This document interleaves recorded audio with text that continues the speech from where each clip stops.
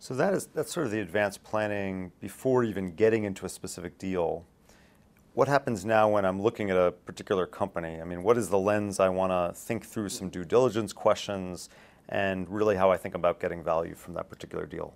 Within this roadmap, if I've said, here's a capability and I think the right way to get it is via an acquisition, I've probably identified some companies that fit that acquisition. And if the target is one of them, then I know where they fit and I'm into a business case building and a due diligence. We like to do what we call an enhanced business case, which goes beyond just the legal and the financial, and it gets all the way into, will this thing fulfill the mission that I wanted it to fulfill, and can I in fact integrate it in the way that I want to integrate it? What about downstream? You're now in the midst of a post-merger integration.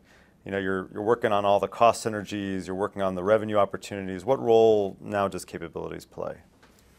Well, a capabilities-based acquisition as opposed to a consolidation where I'm just going to roll up the same thing over and over again or get more of what I already have. A capabilities-based acquisition poses a couple of challenges.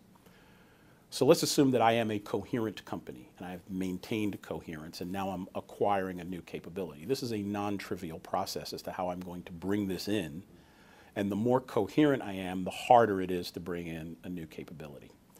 So challenge number one in integration is to recognize the difference between a capability-based play and a consolidation-based play, and that is particularly challenging for people who have done a lot of consolidations and roll-ups, to recognize that they're in a different game.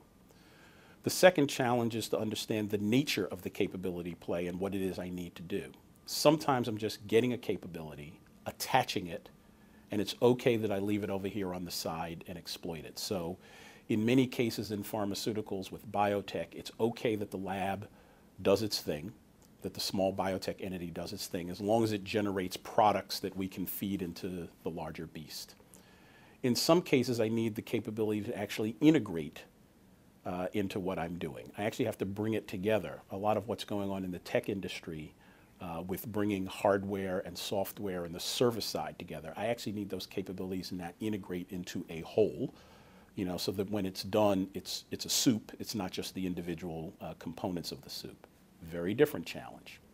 There are some challenges where I actually am trying to infuse a capability throughout a large entity. So there are companies that are buying small entities that will teach them how to be customer responsive. There are acquisitions going on these days to infuse high-end information analysis capabilities throughout product companies. You'll see that in the ag industry and trading and in the health industry around healthcare. So now somehow this capability, this knowledge has to spread itself throughout the organization. All of those are very different integration challenges from each other and very different from consolidation. Now the capability acquisition that you talked about, this is one that, and I really agree this is a very challenging area because often capabilities are hard to port and they're hard to incorporate. Mm-hmm. What are some things specifically that you do to make sure you don't lose the capability that you really were intending to bring in? Up front, if we've done this road mapping and this planning, first of all, we have identified the fact that we are doing a capability-based play, and what the capabilities are we need to preserve so that we don't lose sight of that. Secondly, we are trying to understand where that capability is resident. What part of the entity actually holds that? Is it embedded in the knowledge of the individual people?